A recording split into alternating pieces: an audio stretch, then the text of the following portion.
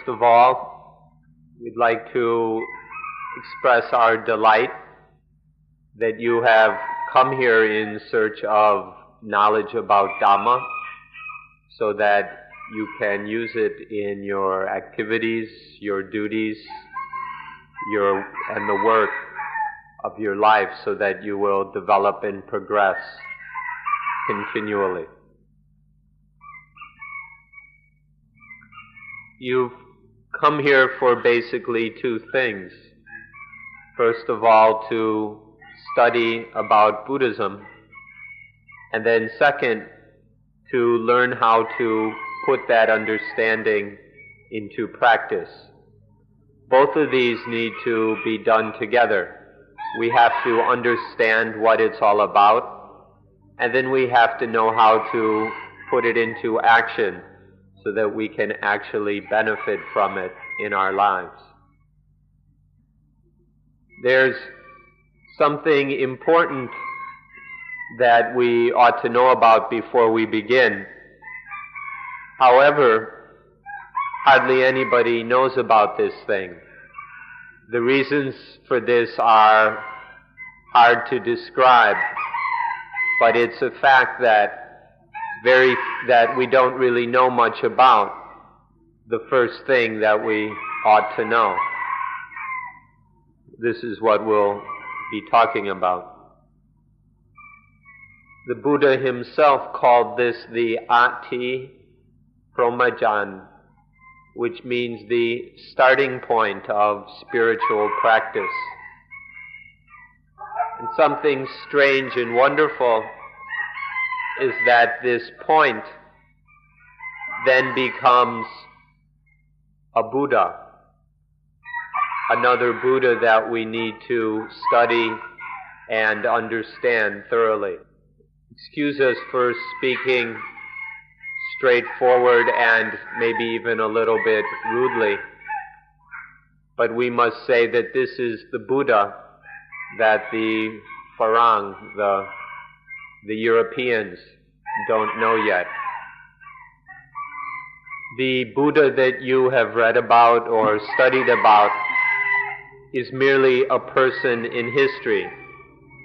The only Buddha that you know about is this historical person who was born in India, lived for 80 years and then passed away. This is the only Buddha that the foreigners know about. This Buddha that we're talking about is not within history. We could say this Buddha is outside of history. When we say he's outside of history, we mean that this Buddha can't be contained in history, or if you look through all the history books, you'll never find this particular Buddha. To understand this point, it helps to pay attention to one thing the Buddha said. At one point he said that whoever sees the Dhamma sees me. Whoever sees me sees the Dhamma. And then he said later that whoever sees Paticca Samuppada sees the Dhamma. Whoever sees the Dhamma sees me. So what is this Paticca Samuppada, or dependent origination, which when seen is the same as seeing the real Buddha? This dependent origination is the natural law of how dukkha arises and then how it can be quenched. This law about the arising and then the quenching of dukkha, this is called Paticca Samuppada, or dependent origination. In addition to knowing that there is such a law, we also must see its conditions or the way it manifests. We need to see the conditions or manifestations of the arising of dukkha and then the quenching of dukkha. At our center across the highway where you have gone for training, we have a basic principle that we teach dependent origination first before practicing mindfulness with breathing meditation. It's important to understand dependent origination. Then we'll be able to practice mindfulness with breathing in order to practice correctly according to the law of dependent origination. So we begin with studying this law of paticca samuppada.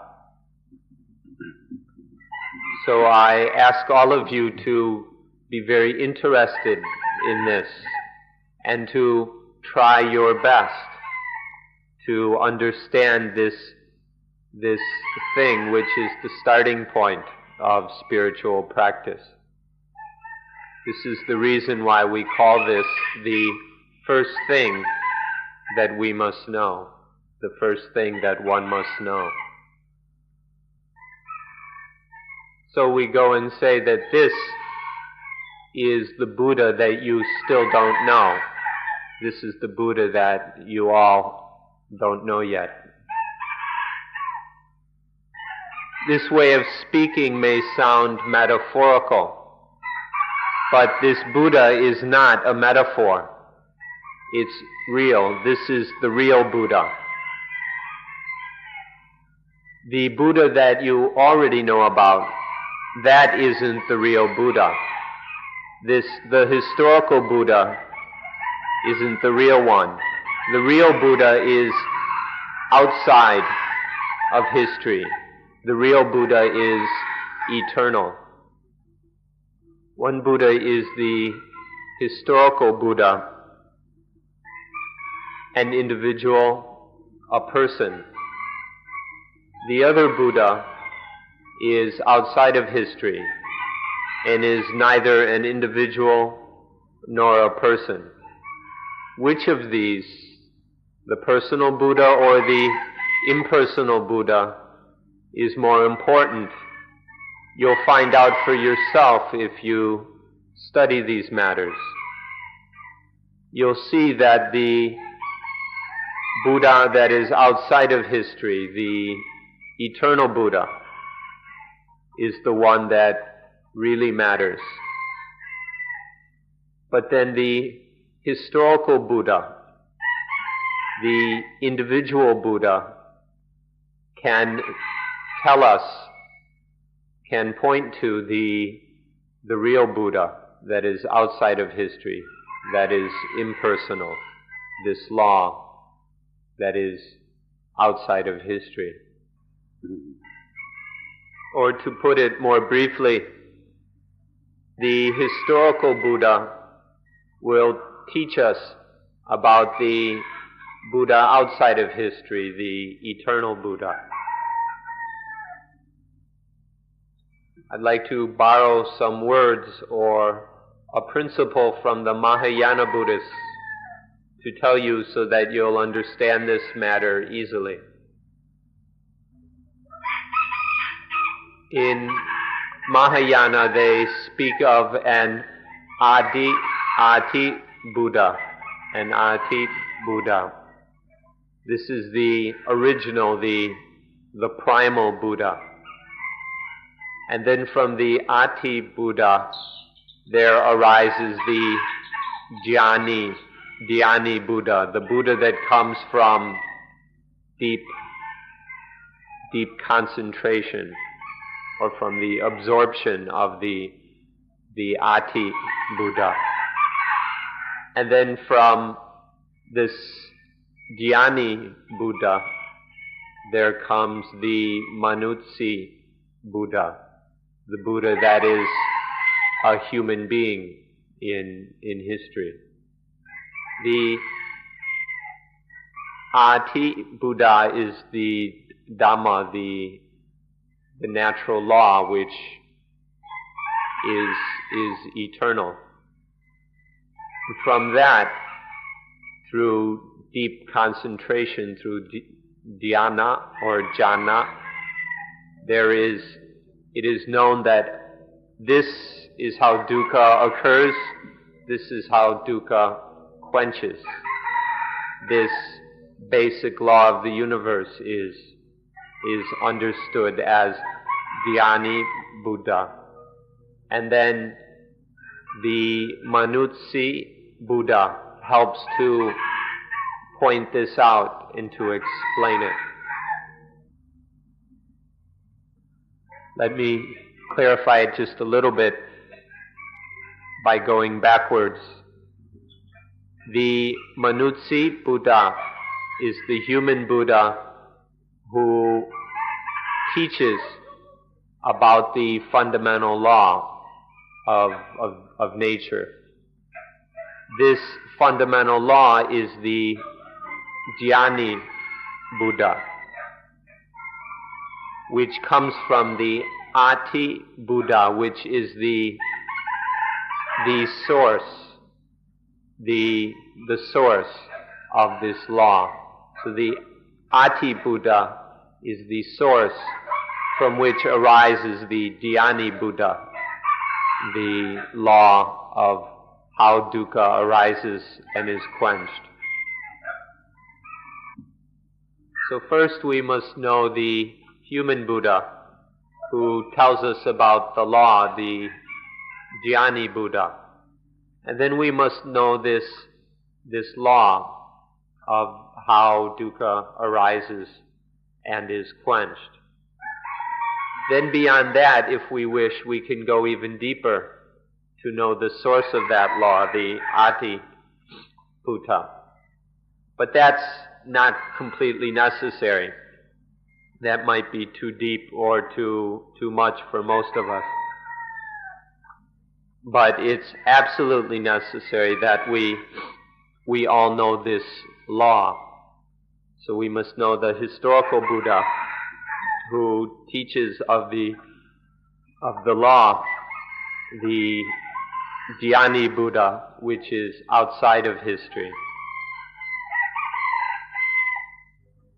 Here we can end Mahayana and Theravada. We can be finished with such distinctions and just deal with nature and the reality of nature. And then, very simply, there is the human Buddha who teaches about the law. There is the law itself, which is outside of history. And there is the source of that natural law. Now, what is the reason for, or the question arises, how is this law a Buddha? In the Pali scriptures, it's recorded that the historical Buddha said the words, "Whoever sees the Dhamma sees me, and whoever sees Paticca Samuppada sees the Dhamma." This Buddha said that if you see my physical body, even if you touch it, you haven't yet seen the real Buddha. To see the real Buddha, one has to see the Dhamma, that is, to see this law of dependent origination. So this is why we say that this law is the true Buddha. That means there are three Buddhas, or three aspects or levels of Buddha. The human Buddha who has realized this law. The human Buddha who has realized it thoroughly and is then able to teach about it. And then there's this law of nature, which is the real Buddha. And then beyond that is the first Buddha, the original source or cause from which this law has come, the Ati Buddha. Now we can dispense with this business of Mahayana and Theravada and just deal with nature and the reality, the law of nature. Just deal with the Buddha Dhamma straight and simple. We've read loads of books about Buddhism now. There are all these tons of books that have been written about Buddhism. And in all of them, they only talk about this historical Buddha. None of these books mention, or very, very few of these books even mention, the law of nature. All the books are about this historical human Buddha. And only a few talk about the real Buddha, which the human Buddha taught about.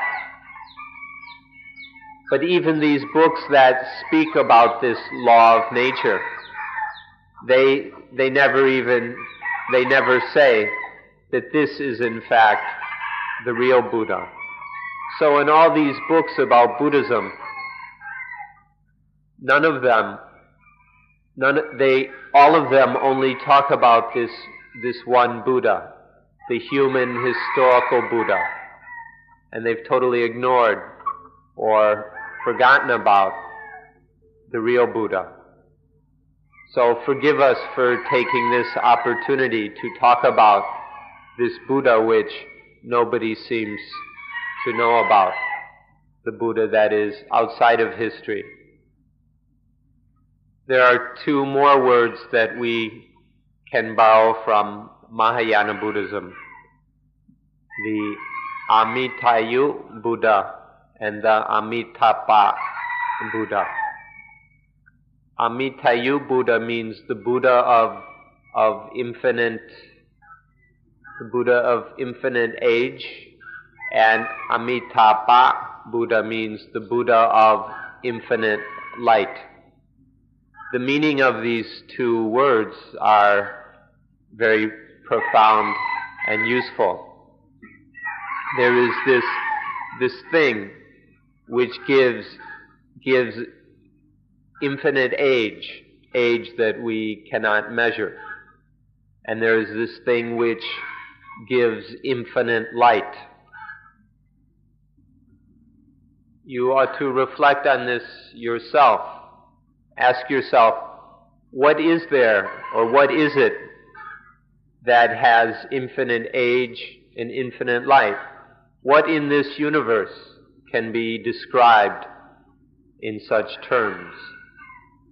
If we go into this deeply, we'll see that there's nothing other than the law of itapajayata, the law of conditionality, of interconnectedness, the law of paticca samuppada, of how things arise dependent upon each other.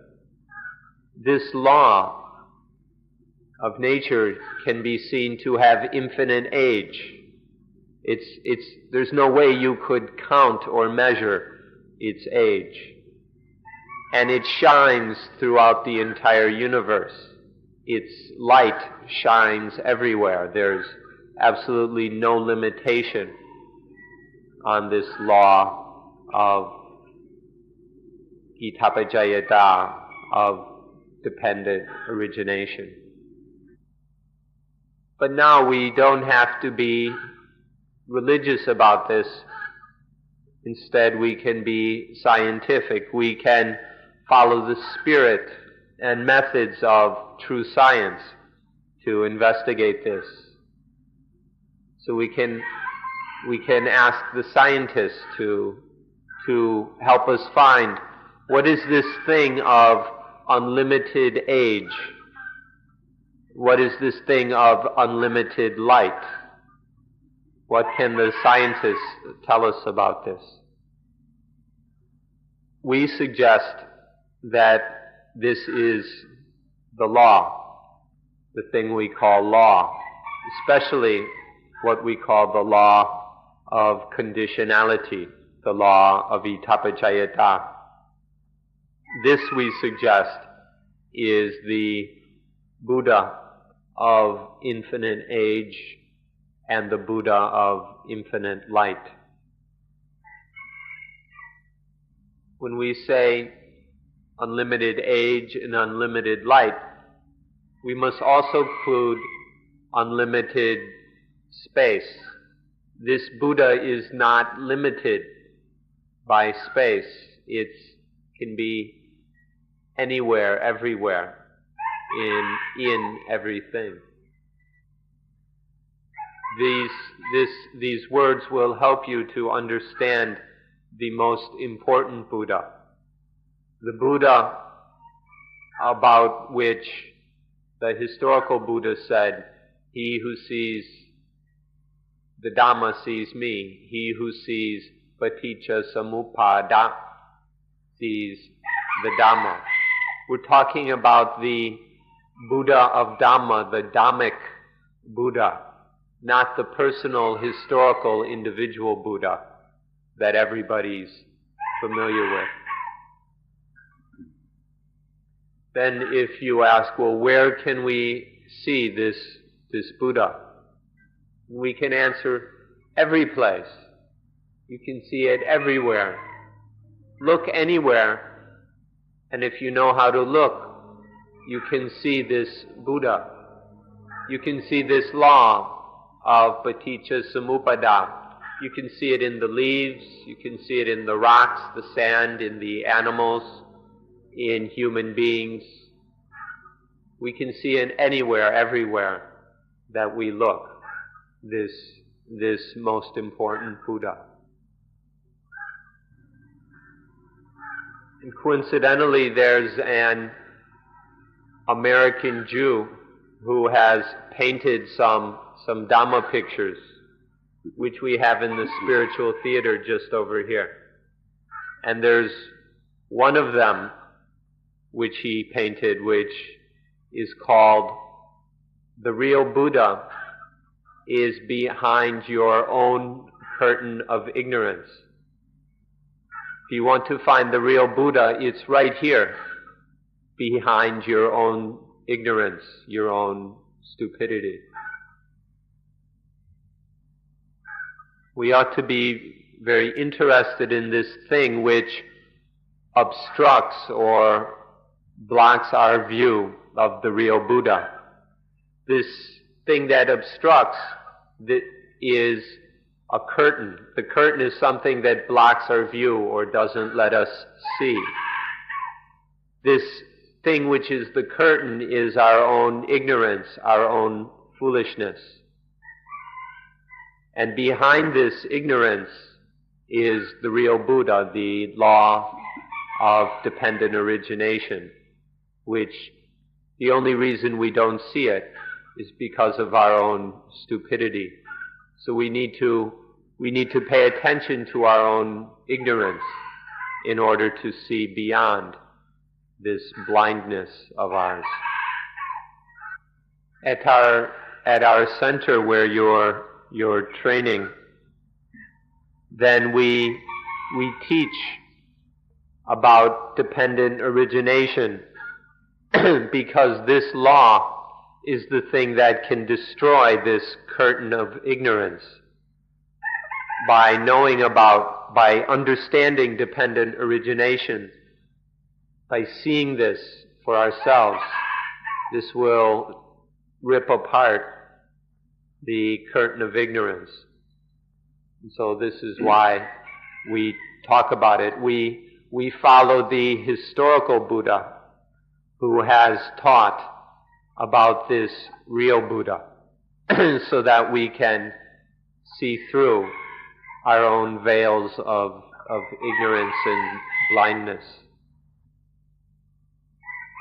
So if you do this, if you study this, then you will meet the Buddha who the Farang, the white foreigners, who the Farang don't yet know.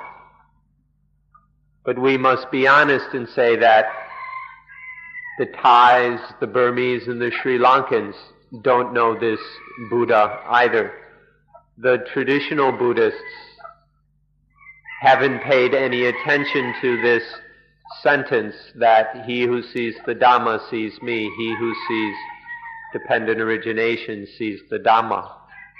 In these Buddhist countries, they don't pay any attention to this. And so they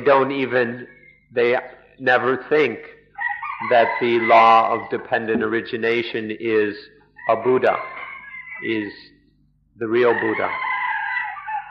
But if we go into this properly, we'll meet the real Buddha.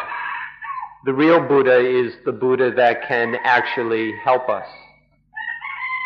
This is why we should find this Buddha. Now we'll discuss the benefits, the advantages of knowing this Buddha, or seeing this Buddha, and then knowing this Buddha, and then having this Buddha. We must both see, know, and have this Buddha if we're to benefit fully. The highest benefit is that we will discover a new life. We'll come across a new life. Whether this is a Christian term or something doesn't really matter. What matters is that this life is totally quenched. It's thoroughly quenched.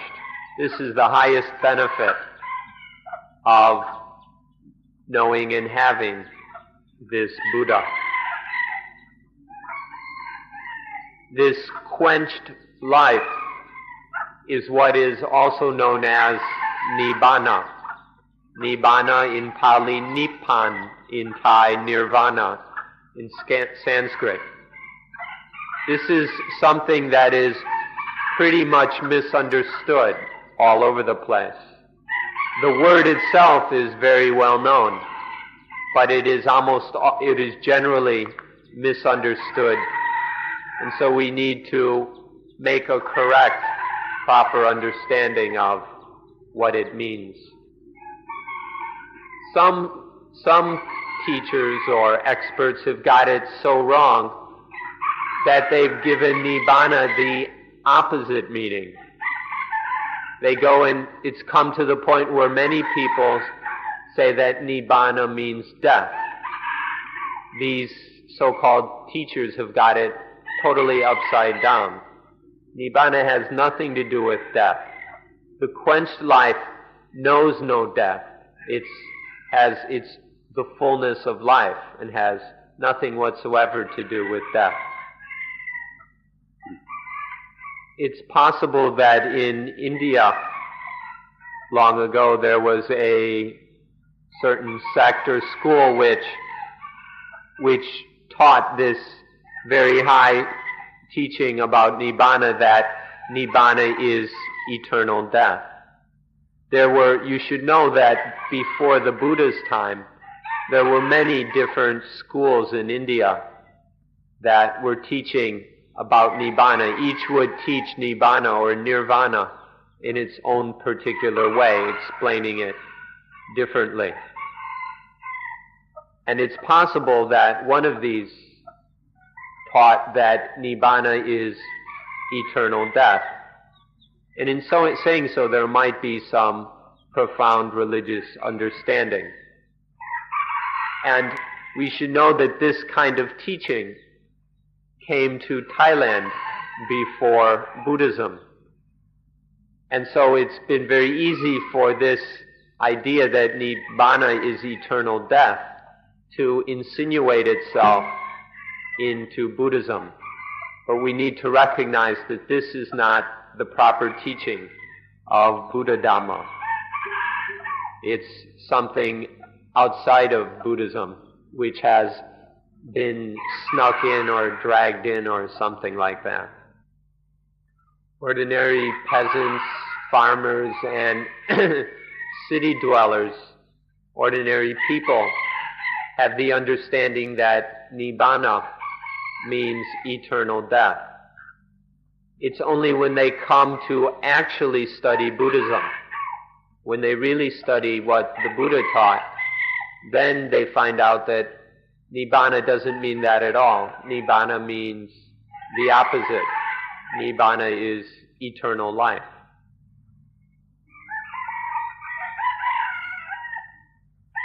Should be very interested in the meaning of the word quench or quenched. We're talking about a life where all the undesirable and unworthy things are quenched, where these things are quenched from outside of our life, especially that which we call dukkha. A life is quenched truly when all dukkha is quenched from it. The quenching of dukkha is in dukkha itself. To look for the end of dukkha in some place else is just a waste of time. We don't have to waste our energy talking about it. The ending, the cooling, the quenching of dukkha can only be found in dukkha itself. So we need to discover dukkha and know this dukkha if we're going to find the quenching of it. Here we have certain physical aids to understanding the Dhamma. Just about 200 meters this way, there's a pond. It's called the Nalike Pond. The pond is symbol, or the pond is called the Sea of Wax, the Ocean of Wax. This pond is symbolic of the ocean of wax. We use wax because wax can be solid, it can be liquid, it can be hard, it can be soft, it can be hot, it can be cool. Wax is changing very easily. This is a symbol of samsara, the world of arising and decay. This always changing world where there's happiness, there's sorrow, there's happiness, sorrow, there's happiness, dukkha, over and over again, back and forth. The pond is a symbol of this, of the sea of wax, the sea of samsara, where things are just spinning around. Happiness, dukkha. But if you look right in the middle of the pond, there's a single coconut tree. And the coconut tree isn't caught up in any of these dualities. The coconut tree isn't like the rest of it. It's not caught in the dualities. The coconut tree just stands there. This is a symbol of Nibbana. And so, if you have some time, go take a look at it. It's not too far away. And if you understand the meaning of this, if you really understand it, then that will be wonderful, because you'll understand Nibbana. That coconut tree, the rain doesn't touch it, the thunder doesn't shake it, the lightning can't strike it. That coconut tree is a symbol of the quenched life. You can go sit on the banks of that pond, calm the mind and concentrate it, and then meditate on the meaning of that tree. Meditate on the meaning of the quenched life. Let's look some more at this quenched life. There's something we've said about this quenched life which your friends who've come before you have really appreciated. We've said that the quenched life is the life that doesn't bite its owner. This, to the degree that life is not quenched, life itself will bite its owner. Whenever life is not yet quenched, it will turn on its owner and bite it. But when life is quenched, then life doesn't bite its owner. Right now, your life, you've got a life that is biting its owner, don't you? One moment, love is biting. Another moment, anger bites. And then hatred bites. Or then fear bites. Isn't this how it is? You like to get excited, don't you? You like to be stimulated and excited to see things and experience things that excite us. This is something we get into.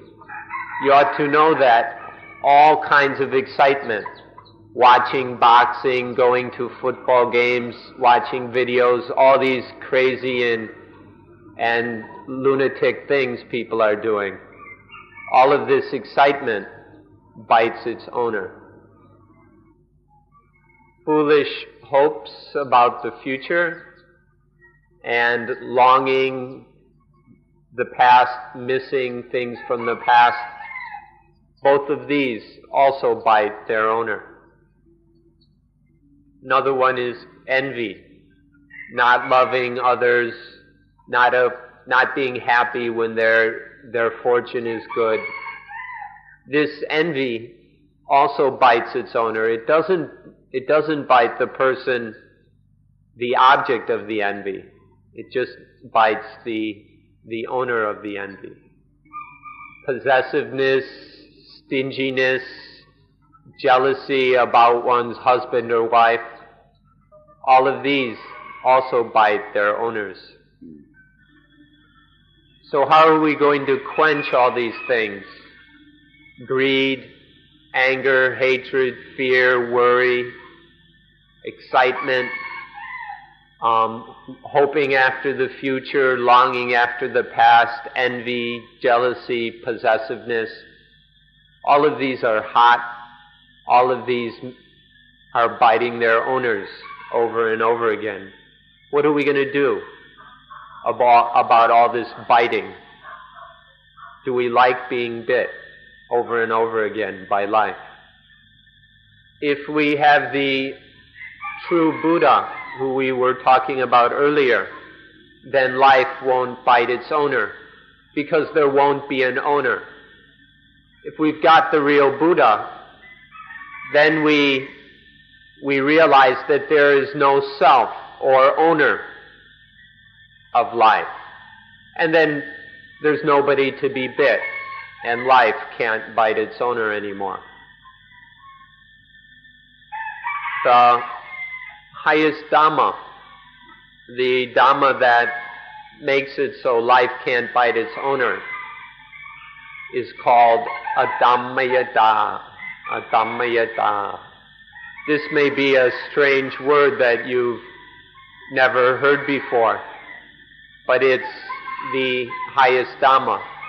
If you study dependent origination thoroughly and really see it, then you will have Adhammayata.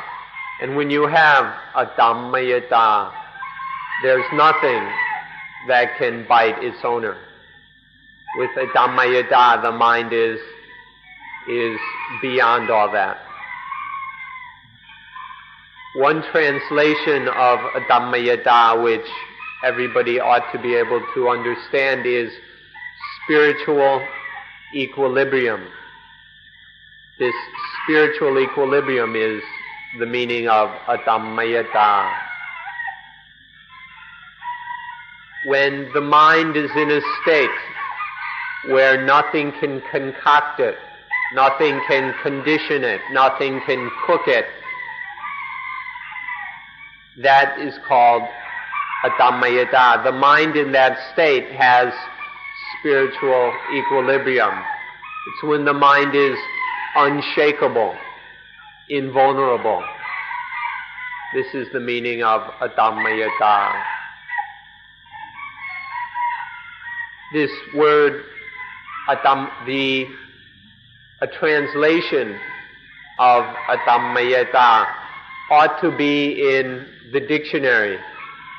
Right now, nobody in the world knows Adammayata. This word isn't in the dictionary, and so people don't know about it. So we need to put this word in the dictionary because it's got a most important meaning. The meaning of Adammayata is the same as Nibbana. It's the same as being in the kingdom of God. The meaning is the same. The mind is invulnerable, unshakable. It's beyond being conditioned or concocted or messed up by anything. So let's put this word in the dictionary. A single word like unconcoctability or unconditionability. We should remember this word and reflect on it deeply until we understand it thoroughly. It's one word, unconcoctability, meaning the state of mind where nothing can concoct it. We should remember this and go into it deeply. Why, then, is the mind unconcoctable? There is unconcoctability because it is above the influence of all positiveness and negativeness. When no positiveness or negativeness can affect the mind, then it is unconcoctable. When positiveness or some positive influence concocts the mind, then there is a positive self. When negativity or some negative influence concocts the mind, there's a negative self. One moment positive, one moment negative, positive, negative, positive, negative. All these selves. This is the symptom. These are the symptoms of dukkha.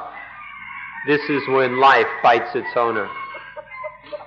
When life is like this, positive, negative, positive, negative, positive, negative, over and over again, back and forth, how is life going to be quenched?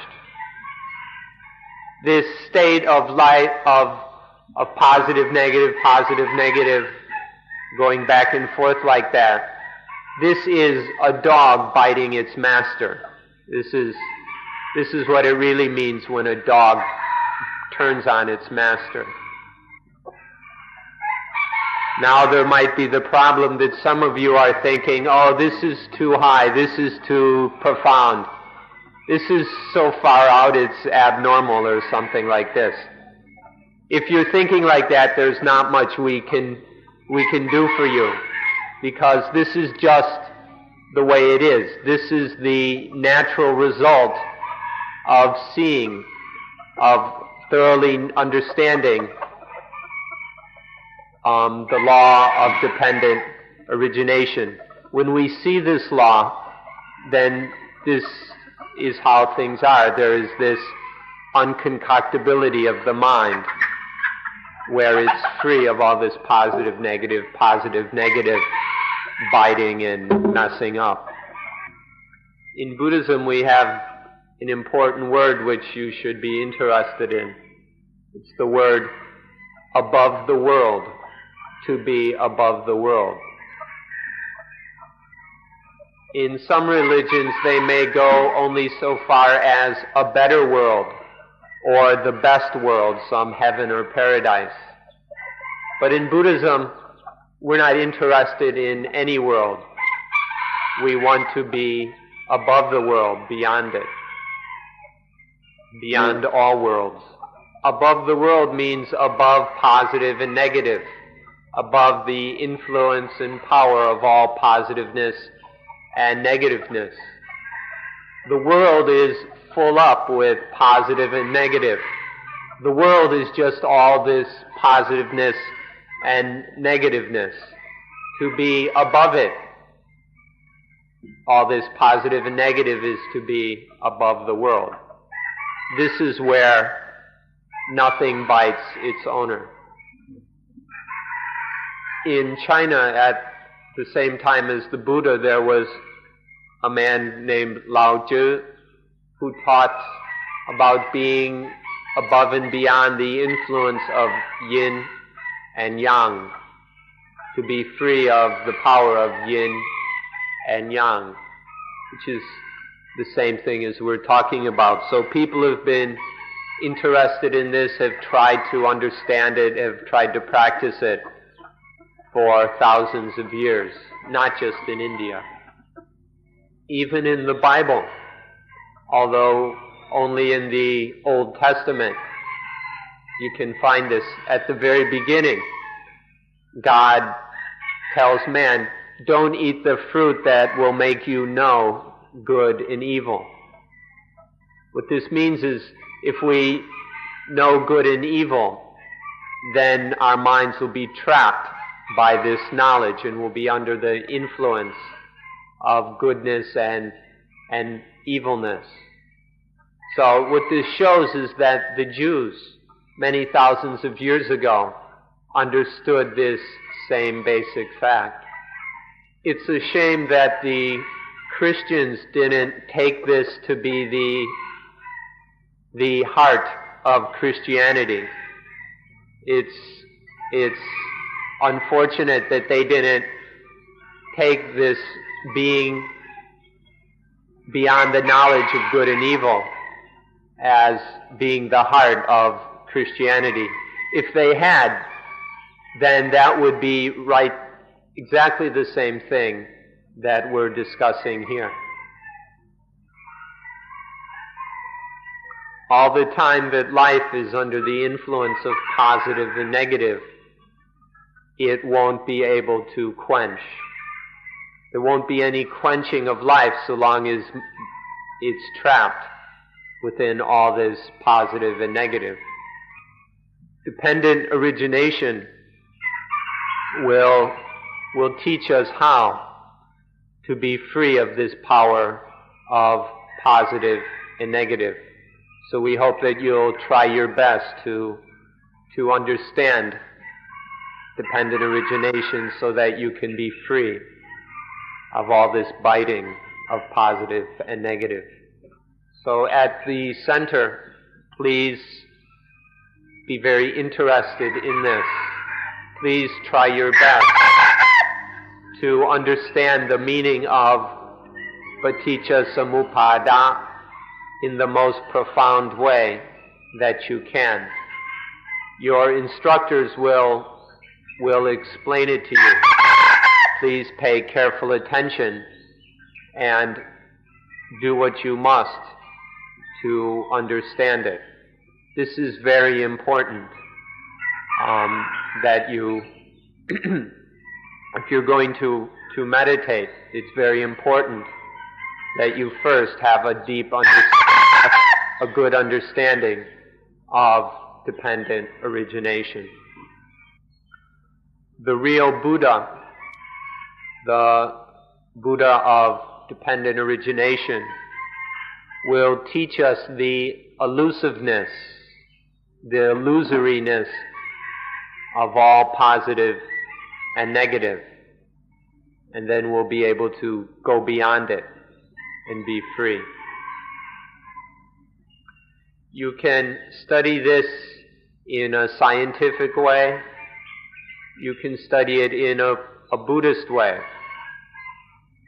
What matters is seeing the illusoriness of positive and negative, seeing that positive and negative are just illusions. They're not actually true or real. Seeing this, then, life will be quenched. It won't bite its owner anymore. In particular, if you study Einstein's teaching about the relativity of time and space, if you study these things, then you'll see that positive and negative are just illusions. And so this will bring us to the quenching which Buddhism aims for. And in fact, Buddhism is a science in the same way. Please study dependent origination, and then the relativity of time and space won't be able to deceive you or trick you anymore. And then things will be quenched. Finally, we'd like to thank you all for listening, and we hope that you will try very hard to understand dependent origination. So today's meeting is closed.